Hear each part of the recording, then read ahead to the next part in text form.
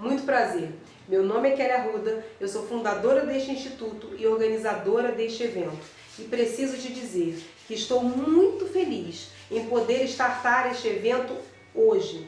Este workshop foi pensado minuciosamente, foi elaborado, foi estruturado, pensando em você e nas necessidades emergentes da nossa sociedade nestes últimos tempos. Bom, mas eu preciso te passar algumas informações importantes para o bom andamento do nosso workshop, para que você não fique com nenhuma dúvida pendente sobre como vai funcionar ou sobre como vão funcionar estes próximos dias. Primeira coisa, eu preciso te falar sobre o nosso certificado. O certificado será enviado para o seu e-mail ao final dos 3 dias de evento. Mas para isso, para que você receba o seu certificado, você precisará assistir às 3 palestras. Você também poderá baixá-lo aqui mesmo na plataforma, mas de qualquer forma, ele será enviado para o seu e-mail. Aí eu preciso dar uma informação extremamente importante.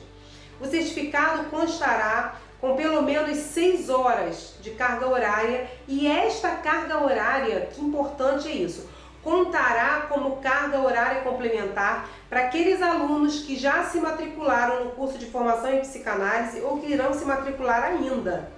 Então, se você é um dos nossos alunos ou vier a ser um dos nossos alunos, este certificado já estará contando como carga horária complementar, porque é um tema extremamente importante e é um tema do qual nós falaremos muito dentro do nosso curso de formação em psicanálise. Uma outra informação importante é sobre a permanência do workshop dentro da plataforma. Nós do Instituto resolvemos dar mais 2 dias de bônus para você, para que você possa assistir, reassistir, avaliar, reavaliar este workshop, todo o conteúdo que vai ser compartilhado com você. Então, o primeiro workshop de saúde emocional ficará na plataforma disponível para você até o próximo dia 9 de outubro, ou seja, até a próxima sexta-feira. E você vai poder assistir novamente, vai poder pausar naqueles momentos em que você achou que ficou com um pouco mais de dúvida, e aí você vai apreender melhor e guardar melhor os conteúdos. A última informação que eu preciso te dar é sobre dúvidas. Qualquer dúvida que você tenha sobre o tema, ou sobre os temas que forem abordados aqui, dentro das palestras, durante o vídeo ou depois do vídeo, você pode escrever, você pode mandar para nós através desse espaço que tem aí, essa caixinha de diálogo que tem embaixo do vídeo, que tem abaixo do vídeo. Deve estar escrito aí comentários, faça seu comentário, tire sua dúvida, alguma coisa assim, mas você pode escrever aí e vem diretamente para mim. E essas dúvidas serão respondidas no dia seguinte que você enviar. Então as dúvidas de hoje, elas podem serão respondidas amanhã. As dúvidas de amanhã serão respondidas na quarta-feira. As dúvidas de quarta-feira serão respondidas na quinta-feira. E assim a gente consegue compartilhar e ter uma interação muito boa aqui dentro desse tema a que a gente se propôs. Então, meu querido, minha querida, pegue caneta e papel e comece a anotar tudo aquilo que você vai aprender aqui. Mais uma vez, obrigada pela sua presença e parabéns, preciso parabenizar você por ser essa pessoa que não se conforma com o que já sabe, mas que procura constantemente mais conhecimento. Parabéns por isso. E vamos agora começar o nosso workshop, finalmente começar as nossas palestras, mas olha, a palestra de hoje vai começar depois de um vídeo que você vai assistir. Este vídeo é de uma mulher que trabalha com pessoas, com mulheres, com outras mulheres traumatizadas. Então, é um vídeo muito importante, é um depoimento muito importante que você precisa conhecer, que você precisa ouvir. Então fique aí e nos encontramos daqui a pouco. Oi gente, meu nome é Gabriele Glória, eu sou pastora, atualmente eu estou cursando psicanálise e nós temos um trabalho de cura interior, um projeto chamado Mulheres Curadas através da Dor. E nesse longos quase 5 anos que nós trabalhamos diretamente com mulheres, é o que é muito chegado às nossas edições, às nossas reuniões, aos nossos encontros, né? As palestras, são mulheres que carregam traumas desde a infância. É claro que no longo da vida, você pode ter qualquer tipo de trauma na sua juventude, no seu casamento, às vezes até depois de uma certa idade, mas na maioria das vezes, a maioria das mulheres são traumas de infância, né? O abandono de uma mãe, o abuso sexual de um pai, a rejeição de uma mãe. E o que muito acontece é que esses traumas silenciam essas mulheres. E quando elas se apresentam no projeto, né, no encontro das mulheres curadas através da dor, há uma resistência muito grande para colocar aquilo para fora, porque gera tamanha dor. E algumas conseguem falar, né? Outras literalmente colocam para fora em forma de vômito, né? Outras colocam para fora em forma de gritos, abraços, muito choro, mas na maioria das vezes eu posso colocar aqui que 80% nesses 5 anos de que eu venho lidando com mulheres com tipos de trauma, a maioria delas são traumas de infância. Hoje elas são mãe, avó, esposa, mas carregam dentro delas aquele trauma lá da infância. Mas nós estamos aqui para poder mudar essa realidade tão gritante na vida de tantas mulheres. Impactante este depoimento.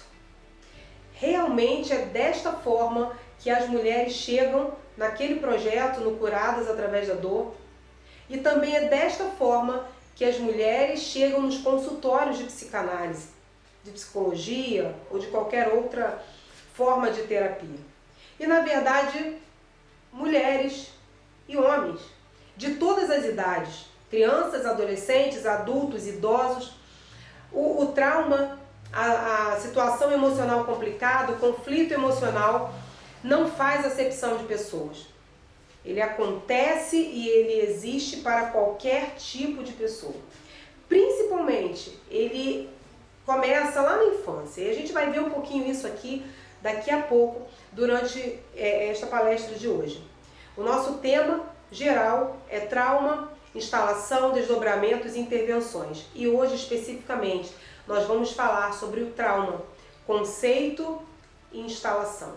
Vamos começar pensando sobre o que é o trauma exatamente.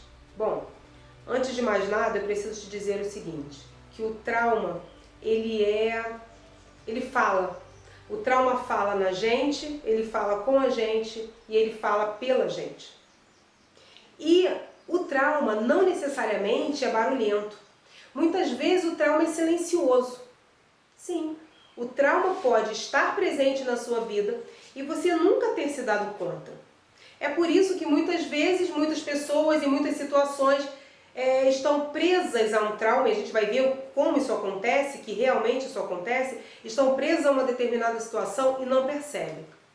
Bom, um trauma é um evento dolorido que modifica ou altera momentânea ou permanentemente a sua estrutura emocional. O trauma, ele pode ser silencioso.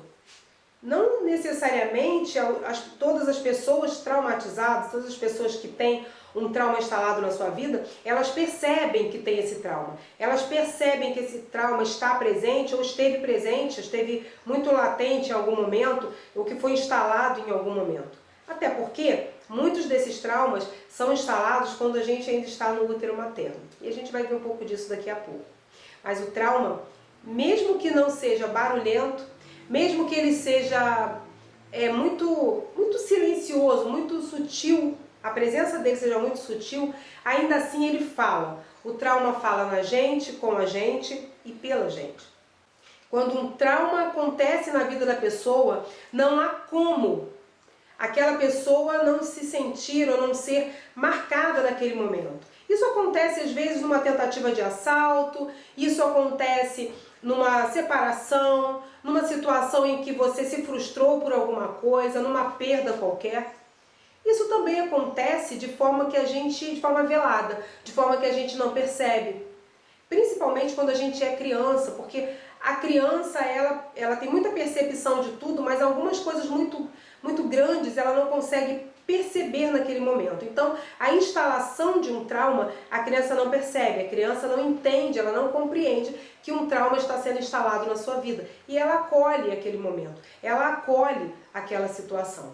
Então, quando a gente pensa em trauma, e claro, né, gente, eu nem precisaria dizer isso aqui, nós estamos falando de traumas emocionais, de situações emocionais.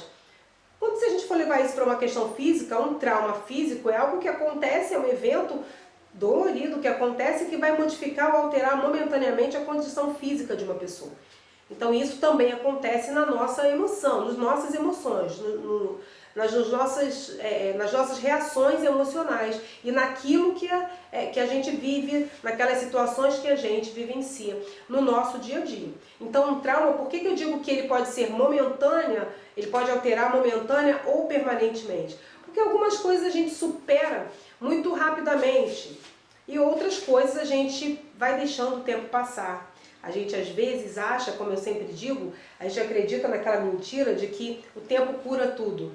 Ah, aconteceu isso comigo lá atrás da minha vida, eu fui abusada na minha infância, eu fui rejeitada pelo meu pai, eu fui largada por aí pela minha mãe, mas isso já foi, já passou, o tempo passou, mas isso não necessariamente passou.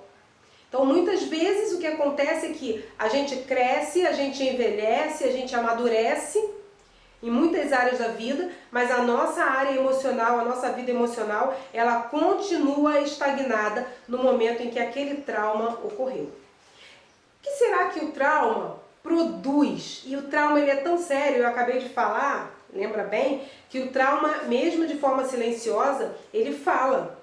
Quando eu digo que ele fala na gente, com a gente, pela gente, eu falo exatamente sobre essa produção que ele pode gerar, o que ele pode produzir em nós. Então, uma das coisas, por exemplo, que o trauma pode produzir é isolamento social e emocional. Doenças emocionais. E quando eu falo de doenças emocionais, eu estou falando de fobias, transtornos do pânico, depressão, transtornos de ansiedade. Tudo isso faz parte das doenças emocionais. E claro, existem muitas outras ainda. E todas essas doenças têm como pai o trauma. O trauma é um gerador dessas doenças. É claro que eu estaria sendo leviana se eu for dizer para você que todo mundo em depressão tem um trauma. Não necessariamente. A depressão ela pode ser causada por uma questão muito orgânica. Um problema na tireoide, por exemplo. Esse problema pode trazer o estado depressivo, pode trazer a depressão e inúmeras outras coisas. A gente não vai falar aqui hoje especificamente sobre depressão, sobre qualquer doença específica, qualquer patologia específica. Mas eu precisava te dizer isso. Doenças psicossomáticas são diferentes das doenças emocionais, embora elas estejam muito ligadas, elas sejam afins. Uma doença psicossomática é aquela doença que ela tem a sua raiz num emocional mal administrado. Ela tem a sua raiz naquelas emoções que não foram percebidas, que não foram trabalhadas e que não foram realmente bem administradas. Quantas pessoas chegam no consultório com problemas na coluna, esse é um exemplo muito clássico até, e elas já passaram por vários médicos, fizeram vários exames, mas a dor da coluna não diminui e não aparece nada nos exames. Por quê? Porque são aquelas pessoas que carregam o mundo nas costas, elas carregam a sua vida, elas carregam a vida dos outros, os problemas dos outros, elas tomam conta da vida das pessoas, elas resolvem o problema de todo mundo. Isso são cargas que a gente vai adquirindo e que a gente vai guardando, né, sobre nós e que vai, claro, pesando na nossa vida. Problemas de estômago, pessoas que têm gastrite, pessoas que têm problemas de refluxo, muitas vezes são pessoas que têm situações mal digeridas, elas não digerem determinada situação, mas também não conseguem colocar para fora. E aquilo vai fazendo mal até o momento em que o corpo grita. E o trauma, nesse momento, é o momento em que ele fala: ei, eu tô aqui, ei, olha para mim, você precisa fazer alguma coisa a esse respeito, você precisa fazer alguma coisa para ressignificar tudo isso. Uma outra coisa que o trauma produz é mentiras sobre si, sobre a vida. Uma pessoa que tem um trauma não solucionado, que tem um trauma não resolvido, não trabalhado, é uma pessoa que ela acredita em mentiras sobre si mesma. É uma pessoa que acredita que a vida não sorri para ela. É uma pessoa que acredita que não nasceu para ser nada. É uma pessoa que acredita que não conseguirá chegar em lugar nenhum. É uma pessoa, por exemplo, que começa coisas e não termina. Ela não consegue concluir nada do que ela começa. Por quê? E aí, se entra outras coisas que a gente vai até falar na próxima lista, que são crenças limitantes. O trauma também produz crenças limitantes.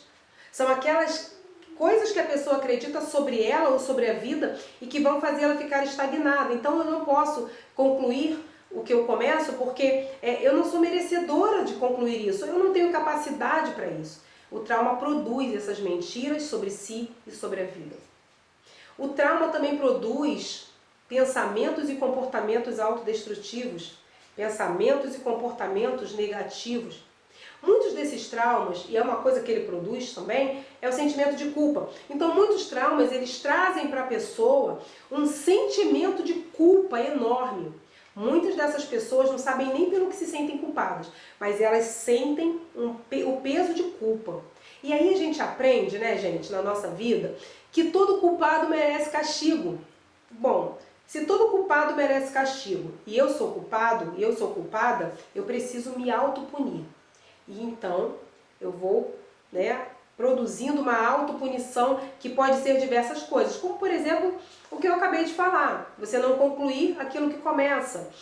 A procrastinação é você desenvolver uma compulsão, algo que faz mal para você. Por exemplo, pessoas que se automutilam, a gente tem muito isso aí hoje, não só entre os adolescentes, tá? Entre os adolescentes isso fica muito evidente porque eles acabam, de uma forma ou de outra, deixando transparecer, alguns deles. Mas pessoas adultas, pessoas de meia idade, estão cometendo a automutilação por se sentirem culpadas.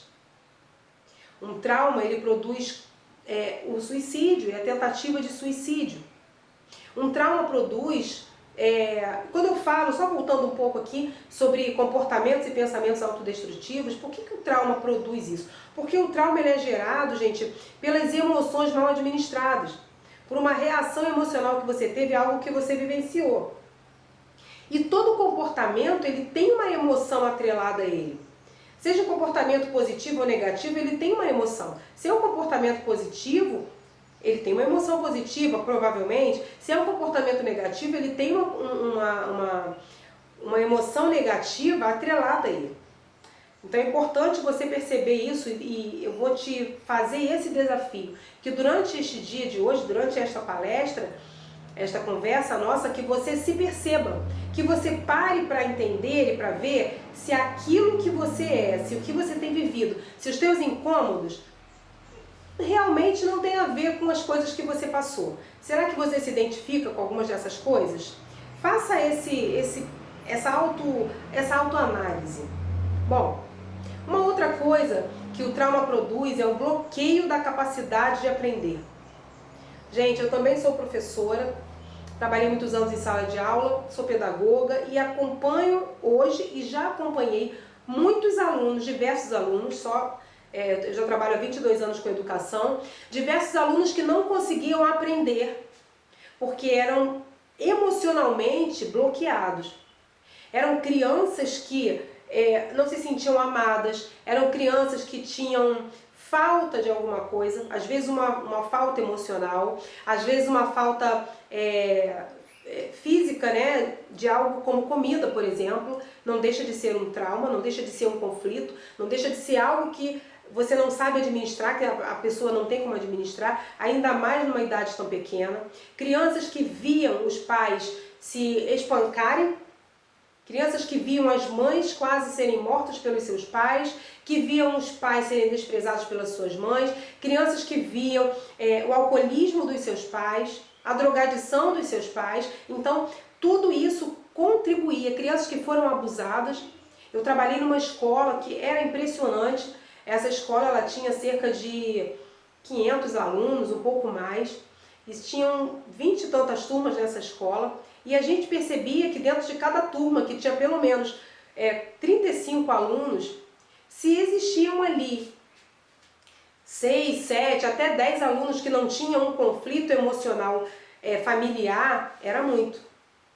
E como resultado disso, a gente tinha uma gama de crianças, e aí quando eu falo, ali eram crianças e adolescentes, e a gente tinha uma gama de crianças e de adolescentes que não conseguiam desenvolver a sua aprendizagem, e na sua grande maioria eram essas crianças que estavam com situações traumáticas nas suas vidas. Então, sim, o trauma produz o bloqueio da capacidade de aprender. Uma outra coisa é a redução da capacidade de ação. O trauma, ele bloqueia o nosso cognitivo, ele bloqueia a nossa capacidade de ação, de decisão, a nossa capacidade de percepção real das coisas, e por conta da falta disso tudo, de muitas outras coisas, a gente fica com uma capacidade de ação reduzida.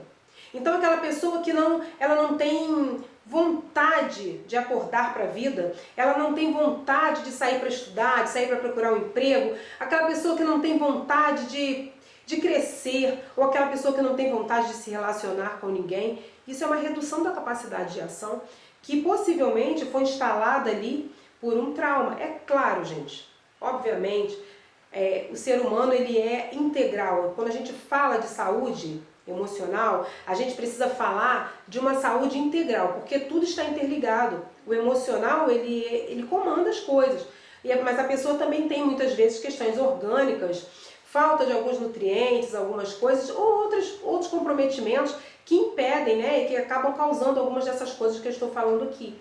Mas nesse momento a gente está focado e a gente vai falar exatamente sobre o que o trauma produz. Então eu estou falando dentro do trauma emocional, tá? Para você entender. Uma outra coisa que o trauma produz, gente, é um aprisionamento. Aprisionamento emocional. Sim, a gente pode ter emoções aprisionadas. A gente pode ter emoções retidas, a gente pode ficar preso numa situação emocional. E vamos lá, eu vou dar um exemplo aqui bem simples para que você possa entender isso que eu estou falando com você agora. Essa questão do aprisionamento emocional. Vamos supor que uma mulher, ela aos 5 anos de idade, dos 3 aos 5 anos de idade, ela sofreu abandono pelo seu pai. E ela cresceu com toda essa tristeza, e aí ela sentiu aquela frustração de não ter um pai, ela sentiu a ausência da presença paterna, ela sentiu a falta de amor, ela se sentiu não amada, ela se sentiu não protegida, ela se sentiu angustiada, ela se sentiu com uma falta muito grande dentro dela. Isso aconteceu nesse período, claro que a criança não sabe administrar, isso também não foi percebido na vida daquela criança, porque a gente tem essa dificuldade de entender que a criança sente e que a criança sofre e que muitas vezes não, que ela não consegue elaborar esse sofrimento, porque se nós, adultos, muitas vezes não damos conta de elaborar situações difíceis que nós passamos, situações traumáticas que nós passamos, quem dirá uma criança que não tem qualquer experiência de vida? Então essa criança não soube administrar isso e ela cresceu com todos esses sentimentos guardados e armazenados dentro dela. A frustração, a dor, a tristeza, e ela... É claro, gente, que uma pessoa que sofre, ela vai se autoproteger, ela vai se guardar, ela vai modificar a sua vida para que ela não sofra mais. Isso a gente chama de mecanismo de defesa. A gente vai falar um pouco sobre isso amanhã, sobre mecanismo de defesa amanhã. Mas hoje a gente vai falar, né, tá falando sobre isso e eu estou mencionando. É o mecanismo de defesa que o nosso inconsciente produz, que o nosso inconsciente cria, para que a gente não sofra novamente aquela dor. E essa pessoa cresceu, ela amadureceu, né? Em parte, amadureceu em termos, e aí ela se casa. E quando ela se casa, ela passa toda a sua vida, ela não sabe administrar emoções básicas, como frustração, dor, angústia, perda, nada disso. E aí o que acontece? Ela não sabe administrar a vida. E de repente essa mulher, ela se casa e ela se separa. Esse marido traiu ou abandonou e foi embora, e essa mulher sente naquele momento tristeza, dor, frustração, angústia, desproteção, todos aqueles sentimentos que ela teve lá dos 3 aos 5 anos de idade, onde ela viveu aquela primeira situação traumática. Gente, a gente tem uma coisa na gente chamada inconsciente. O inconsciente, a gente vai falar dele um pouquinho daqui a pouco, mas o inconsciente é onde a gente armazena tudo aquilo que a gente acha que esqueceu, que a gente acha que não existiu na nossa vida. Coisas que estão no útero materno, de quando nós vivemos enquanto estávamos lá, estão arquivadas no inconsciente. E a pessoa pode hoje, aos talvez 40 anos de idade, não se dar conta do quanto foi dolorido para ela naquela época. Talvez ela tenha até deixado o tempo passar e aquela dor ela achou que tinha amenizado, mas aquilo não foi solucionado. Então, quando ela passa por essa situação novamente de abandono, de desproteção, de tudo aquilo, é como se isso fosse um gatilho que vai disparar lá no seu inconsciente, porque o nosso inconsciente ele não tem passado. As dores que estão armazenadas lá, as situações que estão arquivadas lá, elas não envelhecem, elas não amadurecem como a gente. Elas se mantêm lá, naquela mesma idade em que aconteceu. E mais, o inconsciente ele é caótico, não existe uma prateleira para cada coisa lá. Tudo está junto, todas as coisas que acontecem estão juntas e misturadas. E ele também é simbologista. O inconsciente, quando ele coloca alguma coisa para fora, porque ele só coloca algo para fora, em forma de símbolos, porque é a forma que a gente suportaria, né, o que a gente suporta presenciar aquilo. Então, às vezes, essa situação é colocada para fora em forma de medo. E é o que acontece com essa mulher. Ela se separa desse marido e ela não consegue refazer a sua vida porque ela cria um medo. Ela cria uma resistência enorme a novos relacionamentos, porque ela pela segunda vez passou por isso. Mas qual foi a origem do seu trauma? O que produziu esse medo nela? Uma outra coisa que o trauma produz, já falei de sentimento de culpa, é a baixa autoestima. Quantas pessoas a gente conhece dessa forma? Crianças que antigamente não se preocupavam muito se estavam gordas ou magras, se eram feias ou bonitas, enfim. Hoje a gente lida com isso na mais tenra idade. Então o trauma ele produz isso, uma baixa autoestima.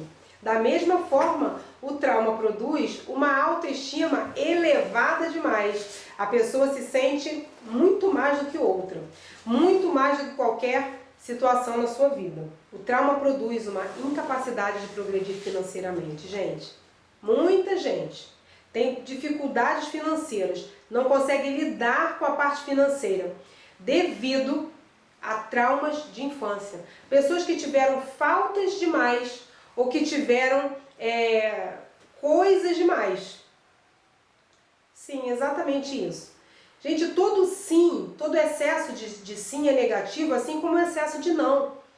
Então, pessoas que foram mimadas demais ou pessoas que não foram mimadas nada, pessoas que não foram afetivamente acolhidas, elas podem sim ter problemas de lidar com o dinheiro. Elas podem não saber lidar com ganhar o dinheiro, elas podem não saber ganhar dinheiro, muitas vezes porque pode ter sido instalada nela também uma ideia, uma crença de não merecimento. E como isso é claro e como isso é real nos nossos dias, a gente vê isso, a gente conversa com pessoas que têm essa dificuldade. Então, muita coisa o trauma traz pra gente e o trauma produz na gente. Crenças limitantes, eu já falei, solidão, trauma produz a ideia de que a pessoa não merece estar junto com outra pessoa, ou de que mesmo que todas as pessoas estejam ao seu redor, ela está ali sozinha e não tem ninguém. Então isso é uma das mentiras, né, que o trauma conta para nós. A perda da capacidade de comunicação. Pessoas que não conseguem se comunicar, não conseguem se abrir para lidar com outras pessoas por trauma. Quantas pessoas têm um conteúdo de trabalho, para trabalho maravilhoso, são pessoas que têm excelente formação, ou são pessoas que sabem, que dominam, que têm autoridade em determinado assunto, e elas não conseguem explicar aquilo para ninguém, elas não conseguem falar na frente de ninguém, se colocá-las diante de uma câmera, elas desmaiam, se colocá-las para expor, mesmo para um grupo pequeno de pessoas, elas não conseguem. Por quê? Porque em algum momento, possivelmente, aquelas pessoas foram impedidas de falar ou foram criticadas demais na hora de falar ou foram desacreditadas. Eu conheço casos de pessoas que foram agredidas enquanto crianças porque gostariam de falar e a mãe estava conversando com um adulto. Naquela época a criança não podia falar, se meter em conversa de adultos, então ela apanhou naquele momento e ela entendeu, ela interpretou enquanto criança que ela precisava se calar e que ela não podia falar na frente dos outros. E que trabalho deu para romper esta crença, que trabalho deu para trazer essa pessoa, para que essa pessoa se reabilitasse nessa capacidade de comunicação com o outro. E às vezes é uma capacidade de comunicação que não tem a ver com o seu trabalho, mas tem a ver com a sua família. Pessoas que não conseguem ter um diálogo, manter um diálogo com o seu esposo, com a sua esposa, com os seus filhos, com os seus pais. Pessoas que não sabem receber afetividade, não sabem ser abraçadas, não sabem ser olhadas, não sabem ser elogiadas. Tudo isso faz parte da capacidade de comunicação. E uma outra coisa que o trauma produz, dentre muitas outras, esta é a última que eu vou falar nesta lista, é uma idade emocional diferente da idade cronológica. Parece estranho isso, mas eu costumo dizer que nós temos duas idades. Eu hoje tenho 45 anos. Mas eu tive um trauma na minha vida passada. Eu tive um trauma lá no meu passado, na minha infância. E por muito tempo eu fiquei presa naquela idade. E isso acontece tão naturalmente, gente, que pessoas hoje adultas, elas vivem emocionalmente infantis, com emocional bem infantil. Eu vou te dar um exemplo. Aquelas pessoas que têm aí 50, 60 anos de idade, mas são pessoas que dependem da atenção do outro, elas dependem da aprovação do outro, elas não fazem nada sozinhas, elas são pessoas birrentas, são pessoas que ficam de mal à toa, são pessoas que rompem seus vínculos com muita facilidade, ao mesmo tempo são pessoas dependentes emocionalmente de outras, e a gente fica pensando, por que essa pessoa é assim? E se a gente para ver aí na escala da vida, no nosso desenvolvimento cronológico, das características que a gente tem nas diversas fases da nossa vida, a gente vai ver que essas são características de crianças que têm 6, 7, 8 anos de idade, até menos. E se a gente for ver essa pessoa, for ver lá a sua história pregressa, possivelmente ela tem um trauma nessa idade que não foi solucionado, que não foi resolvido. E ela cresceu, ela envelheceu, mas a sua idade emocional, o seu emocional, ele ficou preso lá atrás, naquele conflito não resolvido, naquele conflito não solucionado. Eu conheço a história de um homem em que ele já tinha por volta de quase 40 anos de idade e ele não conseguia ser responsável no seu casamento, ele não conseguia ser responsável nas suas atribuições como chefe de família, ele não conseguia estar em emprego nenhum, ele não conseguia ser uma pessoa responsável para nada, tudo ele levava na brincadeira, era uma coisa assim impressionante. E isso começou a incomodar aquela pessoa porque ele já estava chegando nos 40 anos. Ele precisava ter um emprego fixo, ele precisava trabalhar, ele precisava romper com a sua vida e na sua vida para que ele alcançasse aquilo que ele e sua família precisavam. Então ele veio procurar a terapia. E a gente foi trabalhando, a gente foi fazendo um resgate emocional, porque a psicanálise trabalha assim, eu sou psicanalista, e a psicanálise trabalha dessa forma. A gente faz um resgate emocional, a gente acessa questões do inconsciente, a gente tem as técnicas em que a gente traz, em que a pessoa traz, a gente favorece isso, que a pessoa traga à consciência fatos inconscientes, e a gente foi trabalhando, e quando a gente chegou num ponto muito interessante, aquele homem, ele passou toda a sua pré-adolescência e adolescência tendo uma responsabilidade de um adulto. Ele era proibido de brincar, ele só podia lavar louça, limpar os rejuntos do banheiro com escovas de dente para tirar o mofo que tinha lá, e ele precisava arrumar toda a casa, e ele não podia brincar, porque a responsabilidade era algo que era muito mais importante do que a brincadeira para aquela família. E aí a gente chegou num ponto em que a gente entendeu, e ele entendeu, que ele pulou uma fase da vida.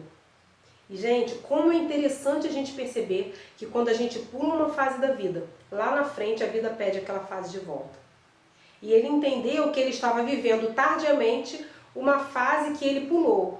situações ou uma idade em que ele poderia ser irresponsável e, é claro, nós, enquanto pais, desenvolvemos a responsabilidade nos nossos filhos, mas nós não podemos impedir que a fase da vida natural, a fase natural da vida, ela aconteça. E a gente vai ensinando aquela responsabilidade, nos baseando na irresponsabilidade que ele teve. É assim, a irresponsabilidade é a base para a responsabilidade. A percepção das consequências da irresponsabilidade é que vão fortalecer e favorecer a responsabilidade numa pessoa. Então, isso não foi feito com ele, essa fase foi realmente pulada. E quando ele percebeu isso, quando ele se deu conta disso, ele fez este caminho de volta, ele ressignificou essa situação e ele conseguiu, então, empreender a sua vida, empreender a sua vida. Ele hoje mantém o seu casamento de forma harmoniosa, ele mantém a parte financeira do seu casamento, ele tem as suas responsabilidades e ele consegue se posicionar como um homem que hoje já está com mais de 40 anos de idade. Olha como é importante a gente entender sobre isso. A idade emocional, muitas vezes, é diferente da idade cronológica. E sempre que isso acontece, é porque existe um trauma. Existe uma situação traumática vivenciada e não administrada, e não resolvida.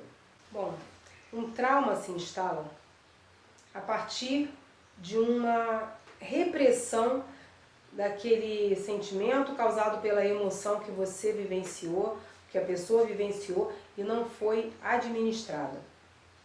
Essa repressão, ela é o recalcamento, na verdade, ela traz esse recalcamento. A repressão é um mecanismo de defesa, que nós vamos falar dele amanhã, vamos falar dos mecanismos de defesa amanhã com mais intensidade, com mais clareza. Mas quando acontece um evento traumático, por exemplo, como eu falei, eu dei o primeiro exemplo lá, do abuso sexual sofrido na infância. Quando isso acontece, a tendência é reprimir aquela dor, reprimir aquela situação traumática. E quando a gente fala do recalque, este recalque, eu vou dar um exemplo assim que vai fazer a gente entender bem, é como se você colocasse sobre o chão uma massa de cimento e ela vai enrijecer. Então o recalque é esse enrijecimento nessa situação de repressão do sentimento e da emoção vivenciada por uma situação traumática que você experimentou, pela qual você passou. Então, o trauma, ele se instala aí. Ele entra dessa forma, ele se instala no seu inconsciente e, na verdade, antes do inconsciente, a gente vai ver isso já já, tem outras fases. Mas quando chega no inconsciente, né, e vai por essa questão da repressão, ele fica lá recalcado, ele fica lá retido, ele fica enrijecido lá. E aí então dali ele vai criando os seus desdobramentos, as suas ramificações para as diversas áreas da vida. Mesmo que você, o meu trauma, a minha situação conflituosa não tem a ver com abuso sexual, tem a ver de repente com a fome que eu passei na infância.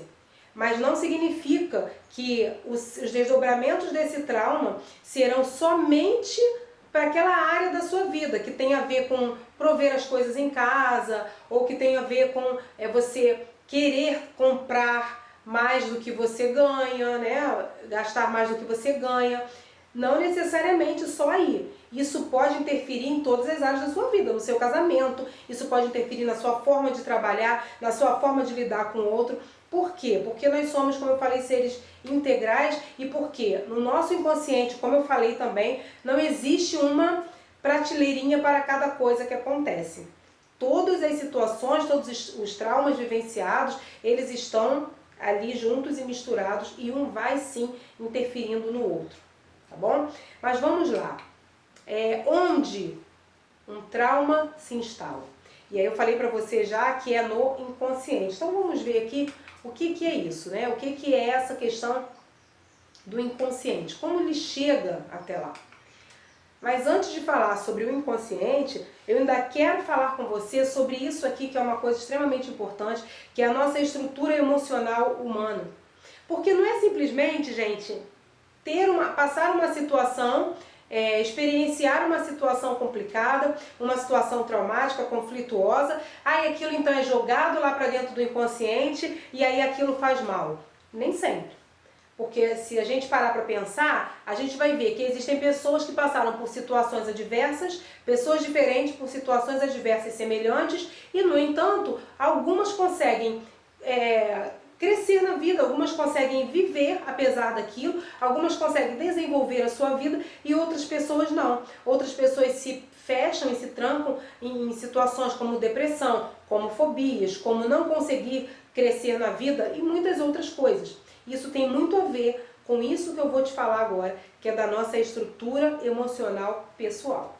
Eu gosto de pensar nisso aí, nessa nossa estrutura, como uma casa. Então, quando eu montei essa teoria, eu montei exatamente pensando nisso, imaginando que a nossa vida é uma construção, e é.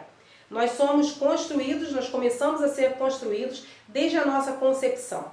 Então, quando vocês veem aí embaixo essas 4 pedrinhas, que eu vou chamar de fundação, a fundação de uma casa é o quê? São aqueles buracos que o construtor faz no terreno, que ele enche de concreto e é aquilo que vai firmar toda a casa.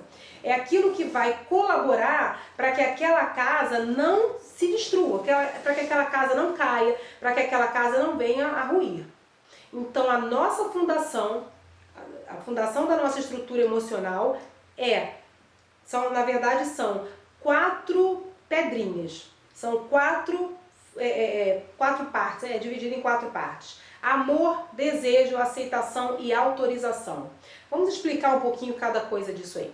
Quando a sua mãe ficou grávida de você, ela precisava ter te amado, ter te desejado, ter te aceitado e ter te autorizado.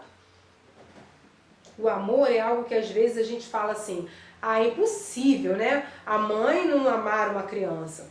Mas esse amor não é só da mãe também. A mãe vive num contexto, ela vive num entorno. Muitas vezes essa criança veio de uma forma errada.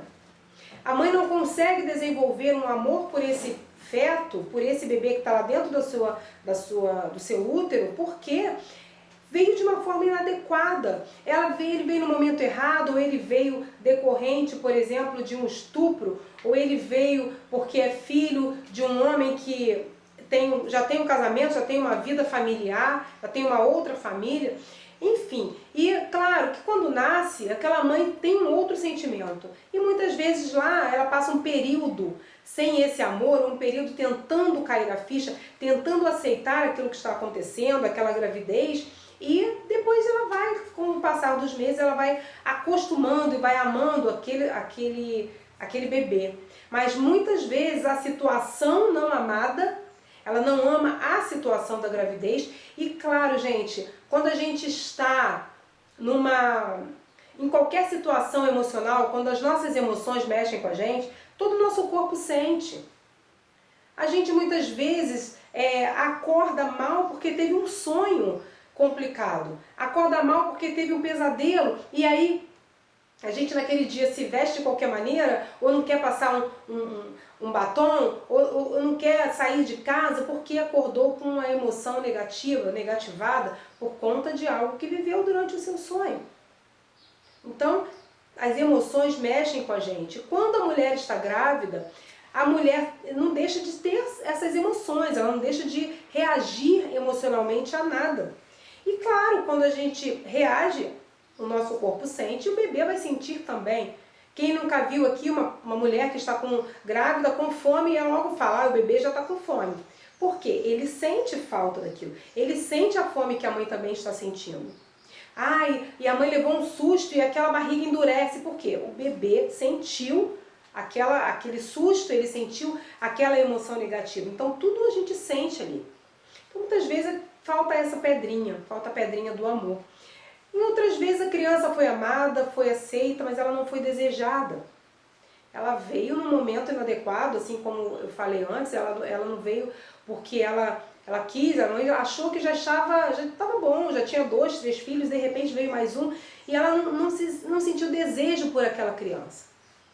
E aí, ou o pai não sentiu isso, ou a avó não sentiu isso, e claro, a mãe se entristece, a mãe reage àquela situação, mesmo que ela não fale, mesmo que ela guarde aquilo, e se guardar pior ainda, é uma situação que o bebê, claro, vai sentir isso. Gente, ele não vai entender você falando, ou o pai falou, eu não amo essa criança, eu não desejo essa criança. Ele não é isso que ele vai entender. Mas ele vai entender a emoção sentida, aquela impressão negativa. Porque dentro do útero a criança está protegida. Ela está ali a pelo menos 37 graus, então ela está num ambiente quente, num ambiente favorável, num ambiente acolhedor.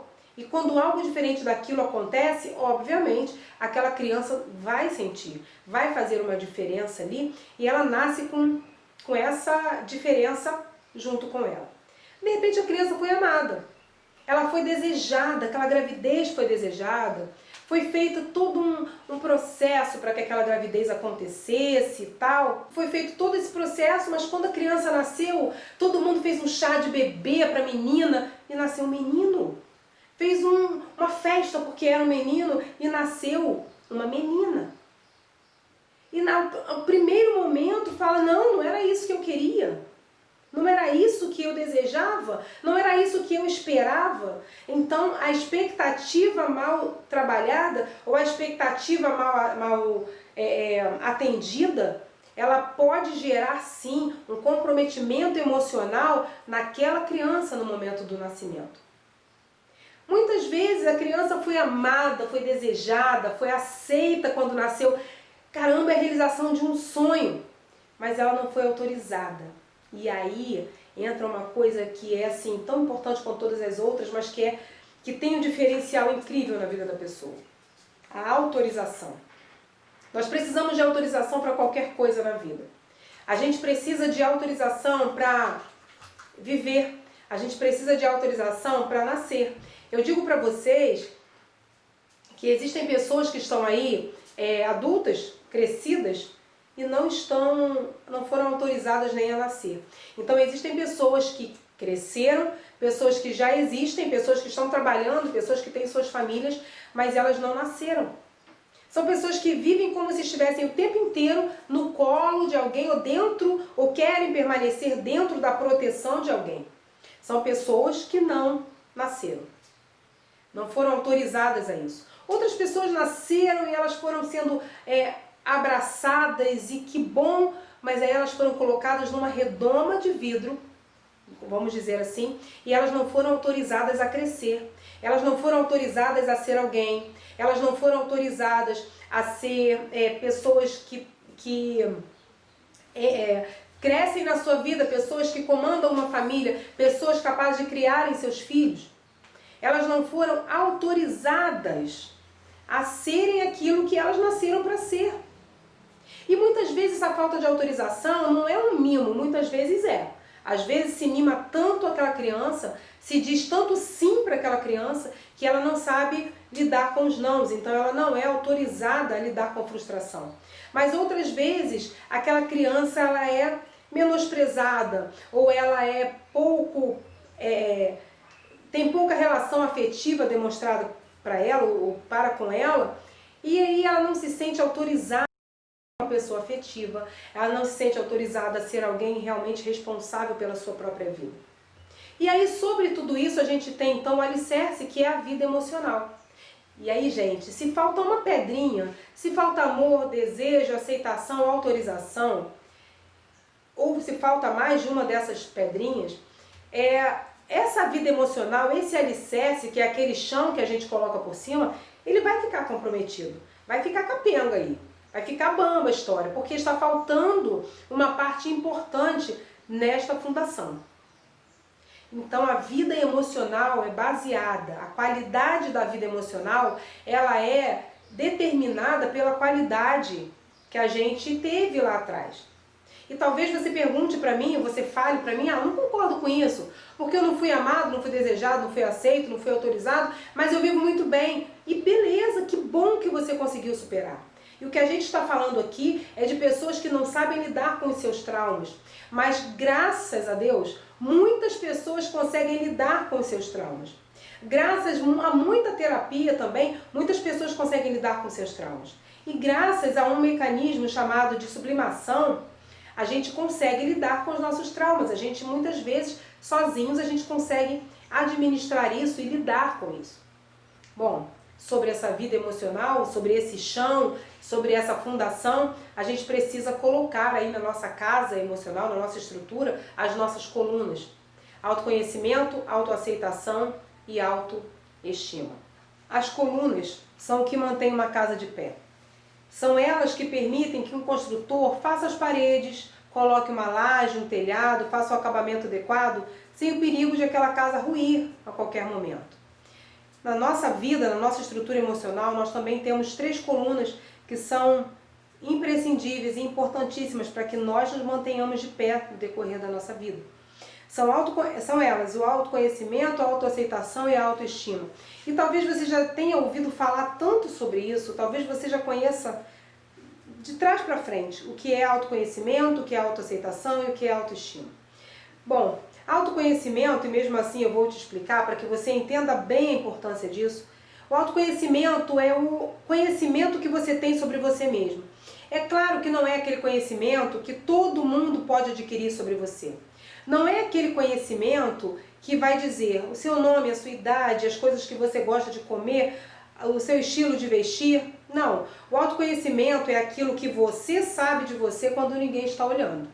É aquilo que você conhece de você e que você pode compartilhar ou não. Mas é algo que você conhece profundamente. É você profundamente olhando para você. E o autoconhecimento ele é um processo. Ele começa, você precisa começar este processo, mas ele não tem prazo para acabar. A gente passa toda a vida neste processo do autoconhecimento. A partir do autoconhecimento, então, a gente tem a autoaceitação. E aí, gente, essa é uma das coisas mais difíceis, é uma das colunas mais difíceis de serem construídas na nossa vida. Porque quando a gente fala de autoaceitação, a gente fala de aceitar dores e amores. Aceitar tudo aquilo que a gente tem, que a gente é. Tudo aquilo que a gente carrega dentro de nós. Neste processo de autoconhecimento, a gente acaba se deparando e dando de cara com inúmeras coisas sobre nós que nós simplesmente detestamos. Que a gente simplesmente não suporta. Que a gente não quer admitir que tem. Que se a gente pudesse, a gente colocava num saco, amarrava e jogava no lixo, de forma que ninguém visse, que ninguém ficasse sabendo, nem mesmo nós. Entretanto, a autoaceitação faz com que a gente pegue tudo isso que a gente tem, que a gente descobre da gente, e a gente guarde, e a gente aceite que realmente é nosso. E por que isso? Por que é importante que a gente aceite aquelas coisas que não nos agradam e que de repente não agradam a outras pessoas também? Simplesmente porque se a gente não aceita, se a gente não tem como nosso, se a gente não admite que é nosso, a gente também não tem gerência sobre aquilo. Se você tem algo em você que você precisa transformar, que você precisa tratar, que você precisa trabalhar, que você precisa deixar evoluir para que você seja uma pessoa melhor, você precisa aceitar como seu, você precisa ser dono daquilo para que você consiga mudar aquilo. Se você não se agrada de algo que você tem, você pode trocar, você pode vender, você pode doar, enfim, porque aquilo é seu. Agora, se você não se agrada daquilo que é do outro, o problema é do outro. Você não pode pegar o que é de outra pessoa, o que não é seu, para fazer qualquer coisa com isso. Então a importância de desenvolver essa autoaceitação é que você pode transformar a sua própria vida. Você pode escolher fazer. Você pode transformar a sua própria vida. Você pode escolher fazer com você, com as coisas que existem dentro de você, aquilo que você quer, aquilo que você deseja. Quem sabe você descubra nesse processo de autoconhecimento o quanto você é uma pessoa faladeira, o quanto você é uma pessoa comilona, o quanto você é uma pessoa muitas vezes insuportável, o quanto você é uma pessoa que não consegue tolerar a felicidade dos outros. O quanto você é uma pessoa infeliz. Talvez você perceba isso, mas você precisa aceitar que isso é seu, para que então você tome posse disso e você faça daí a transformação necessária, aquilo que for melhor para você. Que você possa ressignificar essas coisas, que você possa transformar todas essas situações em benefício para a sua vida. E então, uma outra coluna é a autoestima. Autoestima não tem a ver com beleza física, autoestima não tem a ver com bom gosto para se vestir, autoestima não tem a ver com condição social, autoestima não tem a ver com o quanto você se arruma, não tem a ver com vaidade. Autoestima tem a ver com a estima, com o sentimento que você tem por você, independente daquilo que você aceitou de você, independente daquilo que você descobriu de você. E aí eu preciso te dizer isso, que todo mundo tem autoestima. Às vezes a gente conhece alguém e a gente fala assim, poxa, fulano não tem autoestima, né? Não, aquela pessoa tem. Eu tenho autoestima e você tem autoestima. A questão é, que autoestima você tem? Você tem uma autoestima positiva ou uma autoestima negativa? E por que eu digo que autoconhecimento, autoaceitação e autoestima são as três colunas que são sustentadoras tanto da nossa estrutura emocional pessoal? Porque se elas estiverem avariadas, se elas estiverem rachadas, se elas estiverem mal cuidadas, qualquer coisa que entre na sua vida, qualquer coisa que esteja sobre a sua vida, a vida emocional, o seu acabamento, né, aquilo que você colocar na sua vida, aquilo que você construir, aquilo que você proporcionar para você e para os outros, pode ruir a qualquer momento. Mas essas três colunas, quando elas estão fortes, quando elas estão bem estabelecidas, quando elas estão bem estruturadas, as paredes podem cair, mas podem ser reconstruídas, porque existem colunas capazes de sustentar qualquer outra coisa que a gente queira colocar. São essas colunas também que nos permitem ter uma vida emocional saudável, que nos permitem ter uma vida emocional de qualidade. E a vida emocional também é o acabamento da nossa vida, também é aquilo que nos protege, também é o nosso telhado, também é aquilo que vai permitir que não chova dentro da gente, sabe? Que não entre coisas ruins dentro da nossa vida, que os vendavais não joguem lixo para dentro de nós. Então a importância de nós nos mantermos sãos e de nós nos mantermos bem estabelecidos e bem estruturados na nossa vida. Talvez você pergunte para mim o seguinte, Kelly, se eu for olhar para essa estrutura e se você me pedir para deixar nessa estrutura só o que realmente tem na minha vida, não fica nada. Porque eu não tenho nada, nada foi construído na minha vida. E olha que interessante, o autoconhecimento, a autoaceitação, a autoestima, elas também precisam ser construídas na nossa vida familiar. Os pais precisam ensinar os filhos sobre isso. Mas muitas vezes isso não acontece. E aí, a gente faz o quê? O que eu faço com isso? E aí eu quero te dizer que se você não tem nada disso, ou se você não tem um pouco disso, se alguém não te deu, se alguém não te permitiu alguma dessas coisas, hoje essa casa desmantelada, essa casa mal estruturada é sua. E você é a pessoa responsável por fazê-la ficar da forma correta.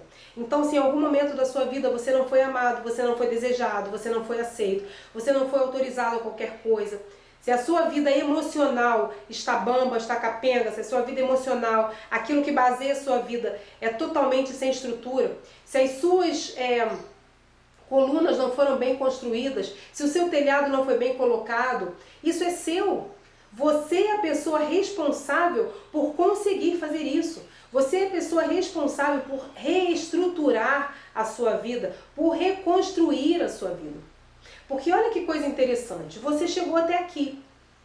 E se você chegou até aqui, você pode estar desmantelado, você pode estar aí todo estrupiado, você pode estar machucado, você pode estar ferido, mas você chegou até aqui, significa que você consegue, que você tem uma força que você não imagina, que você tem uma capacidade de construção, de reconstrução, uma capacidade de resiliência, uma capacidade de gerar vida para você que você não conhece, que você ainda desconhece.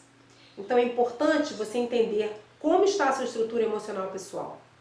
É importante você entender que essa estrutura, ela dignifica você. E é importante você entender que a pessoa responsável por tudo isso estar de pé hoje é você. A sua mãe pode ter te feito mal, o teu pai pode ter te feito mal, alguém na sua vida pode ter te feito qualquer mal. E aí eu vou te dizer, todos nós que estamos aqui hoje, nós somos traumatizados. De alguma forma você teve um trauma na sua vida, ainda que ele esteja superado. Então todos nós entendemos e conhecemos o que é isso. Conhecemos essa situação de ter uma dor, muitas vezes não tratada. Todos nós aqui fomos vítimas de alguma coisa e somos vítimas de alguma coisa. E aí eu preciso também te dizer isso, me desculpa, mas ser vítima de alguma coisa, gente, é inevitável. Nós vivemos, a vida é isso, a vida é esse constante crescer, cair, levantar, é esse constante reconstruir. Então ser vítima de algo é inevitável, mas vivermos como vítimas da nossa vida é opcional. A gente tem condições e a gente precisa descobrir as melhores ferramentas para conseguirmos reconstruir a nossa vida. Você é responsável por você hoje. Você está aqui nesse workshop, onde a gente vai apresentar várias situações sobre situações traumáticas, sobre uma vida traumatizada. A gente também vai apresentar ferramentas importantes para lidar com isso, porque talvez você seja aquela pessoa que não necessariamente tem uma situação traumática a tratar, mas de repente você lida com essas pessoas, com pessoas assim na sua família ou fora dela, ou de repente você é aquela pessoa que quer fazer diferença positiva, compreendendo na sociedade de forma geral, compreendendo como lidar com pessoas em situação traumática, como lidar com pessoas que não conseguem superar e ressignificar os seus traumas. Mas vamos lá, a gente viu onde se instalam, dessa forma toda aí, né, se instala aí na nossa estrutura emocional pessoal. Mas até chegar no nosso inconsciente, como eu falei para você, tem um caminho. Existe um caminho para que essa situação traumática vivenciada se instale no seu inconsciente. Ele passa aí, antes do inconsciente, por duas fases. O inconsciente é a fase final da sua situação traumática, mas também pode ser a fase inicial da sua cura, ou do seu tratamento. A primeira parte, o primeiro lugar onde a situação traumática se instala é no seu consciente. O que é o consciente? Consciente é isso que nós estamos vivendo aqui. Consciente são as coisas que você tem noção, que você tem consciência, que você tem certeza que estão acontecendo, que você vê, que você vivencia neste momento e que fica claro para você no momento em que você está vivendo. Depois do consciente, essas situações vão para o pré-consciente.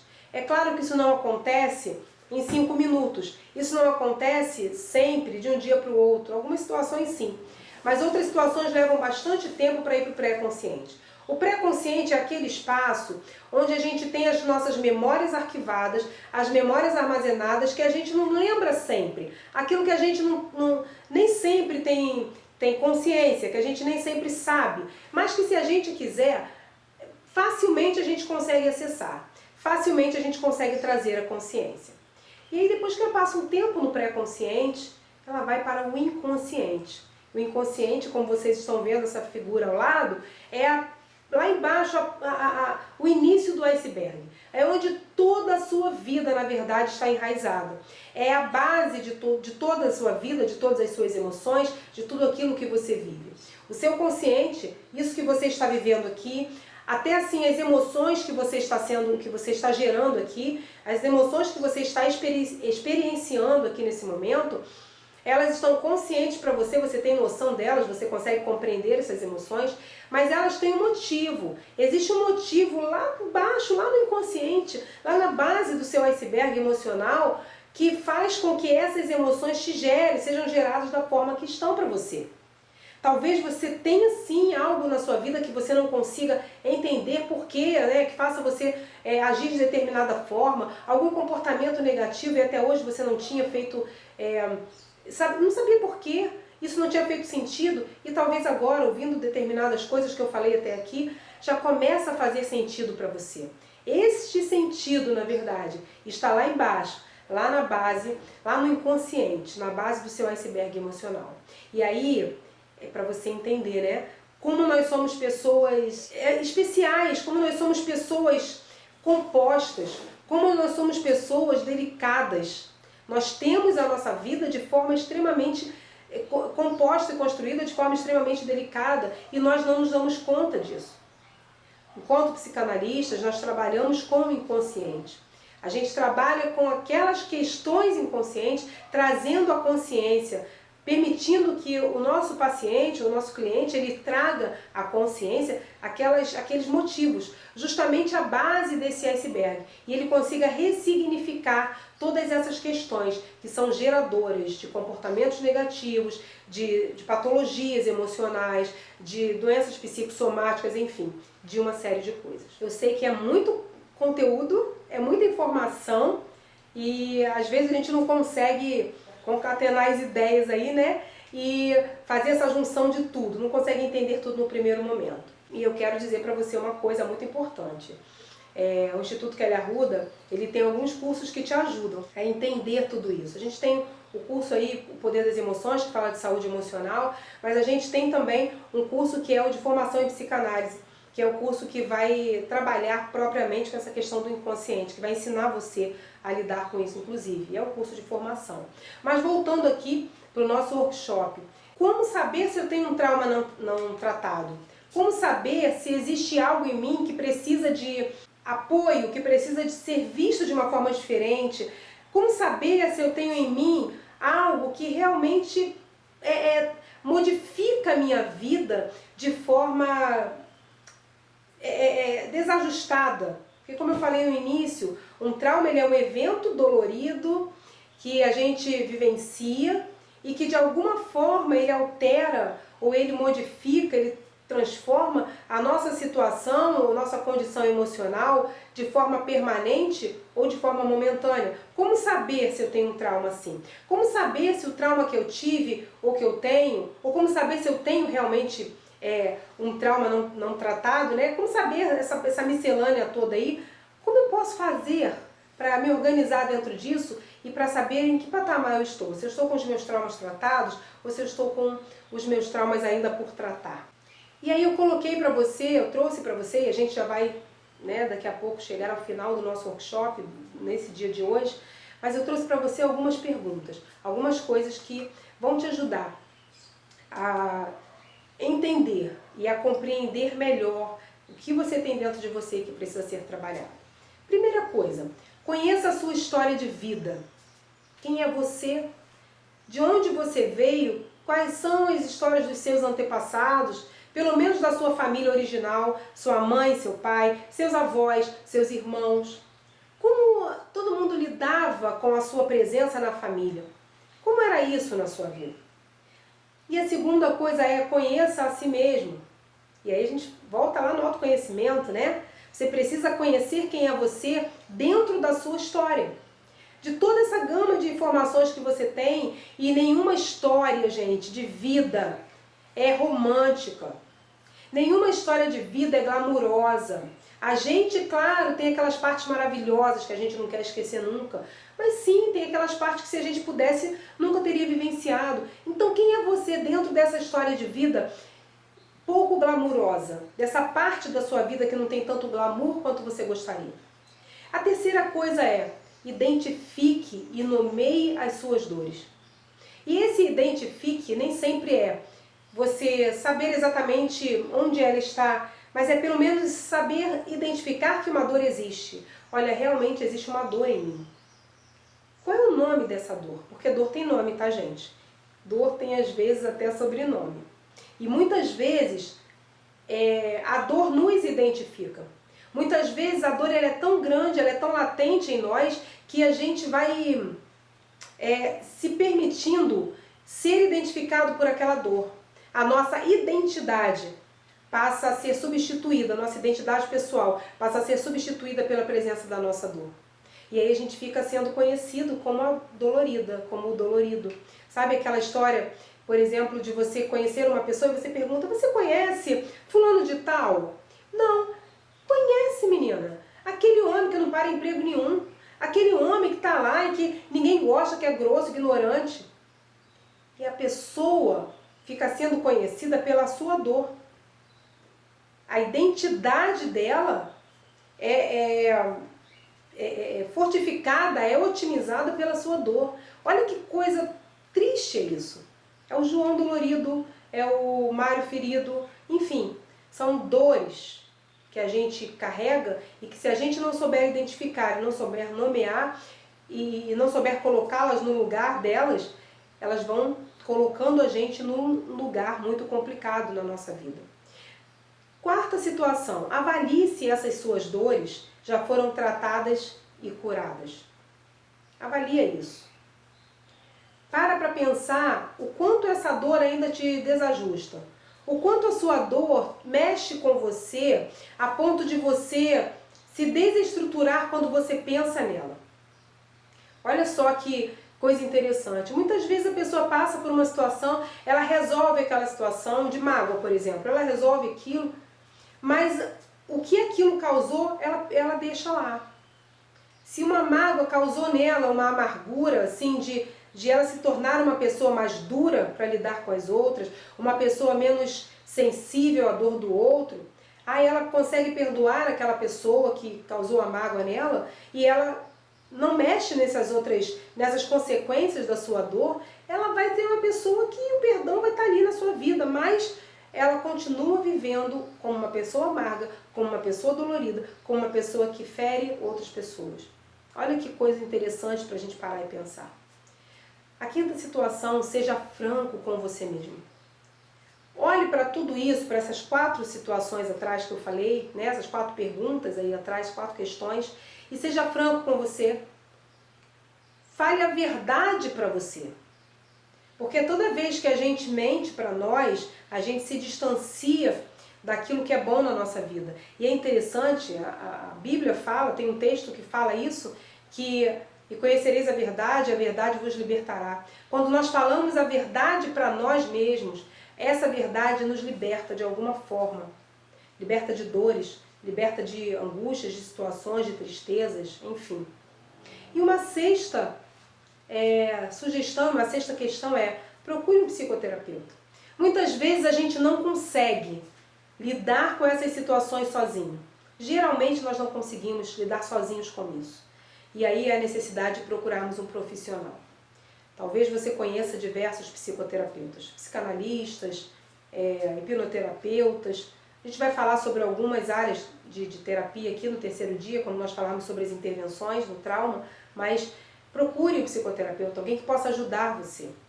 E talvez você seja essa pessoa, né, que pode ser o psicoterapeuta. Se prepare para isso. Se prepare, estude, busque conhecer, busque uma ferramenta excelente que vai fazer diferença na sua vida e na vida das pessoas. Bom, nós estamos chegando ao final do nosso primeiro dia de workshop, mas eu preciso terminar te contando uma história verídica que eu vivenciei com uma das minhas pacientes. Ela era uma mulher de aproximadamente 60 anos de idade. Ela chegou no meu consultório com uma depressão tão severa que já estava no estado catatônico. Ela não falava, ela não andava, ela era carregada. Eu me lembro que ela foi durante pelo menos 4 semanas e eu não conseguia desenvolver nada com ela exatamente, não conseguia falar nada, porque ela só chorava. Ela passava os 50 minutos de sessão chorando e socando a mesa e muitas vezes gritando. E naquela minha pouca experiência, porque foi no início da minha carreira, eu fiquei preocupada com aquilo e eu fiquei tentando aprender de que forma eu poderia entender aquela mulher, de que forma o seu choro traumático, dolorido, sensível, que demonstrava toda a sua fragilidade, toda a fragilidade de uma mulher de quase 60 anos de idade, o que aquilo tudo queria me dizer. Quando aquela mulher, depois de muitas sessões, conseguiu falar, ela me contou a sua história. E eu quero compartilhar com você. Aquela mulher nasceu, a sua mãe morreu no parto e o seu pai ela foi deixada no hospital pelo seu pai. E ali no hospital ela foi adotada. Ela sabia muito pouca coisa, ela cresceu numa família maravilhosa, numa família que lhe deu todas as oportunidades de crescimento, de estudo, oportunidades financeiras. Ela nasceu numa família que a amava, mas ela não sabia qualquer situação da sua história pregressa. Ela ouvia falar algumas coisas sobre a sua mãe, ela ouvia falar algumas coisas sobre o seu pai, mas ela não tinha nenhuma informação efetiva e real, algo que fosse palpável para ela naquela situação. E ela me dizia claramente que ela se sentia uma pessoa inexistente, ela não conhecia a sua história. E passou-se o tempo e nós fomos trabalhando, eu fui trabalhando com ela a necessidade de de construirmos a nossa história, a necessidade de termos autonomia emocional, a necessidade de sabermos as nossas raízes e a gente aceitar aquilo que a gente é e a gente buscar pela nossa história, buscar pela nossa vida. Interessante é que o que aquela mulher fez, e ela fez para me surpreender, que coisa linda foi, é um caso que realmente não me sai da memória, é muito bonita essa história dela. Porque em algum momento ela entendeu que aquilo que eu estava falando para ela, que aquilo que ela estava precisando fazer no seu emocional, ela precisava trazer para o palpável, para o lúdico, para algo realmente que ela pudesse fazer, realizar. E aquela mulher um dia tomou a decisão e chamou seu marido e foi onde ela tinha nascido. E era um lugar distante, mas ela foi. Chegando lá, ela conheceu toda a sua família. As pessoas, os primos, irmãos, tios, e ali ela conversou e ali ela soube qual era a real história da sua família e do seu nascimento. E eu preciso dizer para você, eu fico arrepiado quando eu lembro dessa história. Que coisa linda, porque quando ela voltou, ela chegou no consultório. Me emociono porque é uma história muito bonita. Ela chegou no consultório e eu não sabia que ela tinha ido fazer isso. E ela falou, Kelly, eu preciso te contar o que eu fiz. E quando ela me contou, e ali nós conversamos e ela me compartilhou isso, ela falou assim para mim, preste atenção na frase que ela usou para mim. Doutora, hoje eu posso dizer para você que eu existo. Hoje eu posso dizer para você que eu tenho uma história. Porque até então eu não era ninguém. Olha, você entende isso? O que é a superação de um trauma? O que é a ressignificação de toda uma vida? Foram quase 6 décadas. Quase 6 décadas até ela conseguir resolver dentro dela todas as suas perdas, todas as suas angústias, todas as suas frustrações, os seus medos, coisas que prejudicaram o seu emocional, que não permitiam que ela vivesse bem em família, que não permitiam que ela se relacionasse com outras pessoas. Como a psicanálise fez diferença na vida dela, como o tratamento, o acompanhamento emocional fez diferença na vida dela. E eu precisava terminar o dia de hoje te contando essa história, porque é uma história incrível e é uma história verdadeira. Essa mulher hoje vive muito bem, obrigada. Ela vive de uma forma em que ela conseguiu romper paradigmas, ela conseguiu romper muitas coisas na sua vida e ela vive bem. A depressão já não a perturba. Os medos, as angústias, o sentimento de solidão também não. Porque ela descobriu quem ela era. Ela descobriu que ela era alguém. Enfim, chegamos ao fim do nosso primeiro dia de workshop. Muito obrigada pela sua presença aqui. Muito obrigada pela participação. Coloque a sua dúvida aí que ela vai ser respondida. Eu quero terminar te fazendo um convite. Faz um tour pela nossa plataforma, você vai ver que tem inúmeros cursos interessantes, inclusive o curso de formação em psicanálise. E talvez você possa fazer parte desta família que cresce cada vez mais. É um prazer ter você aqui. Eu espero, sinceramente, que você retorne amanhã, porque amanhã eu e a doutora Luana de Jesus vamos falar sobre o trauma e os seus desdobramentos. Quais são as consequências de um trauma? Como você vive com ele, como lidar com as consequências de um trauma, por que esse trauma se desdobra, o que faz com que esse trauma avance para outras áreas da sua vida. Enfim, chegamos realmente ao nosso final e eu desejo para você uma vida totalmente tratada, sarada. E quero te dizer que amanhã estaremos aqui, eu te espero aqui amanhã para pensarmos e compartilharmos um pouco mais sobre isso. Espero sua pergunta. Um grande beijo.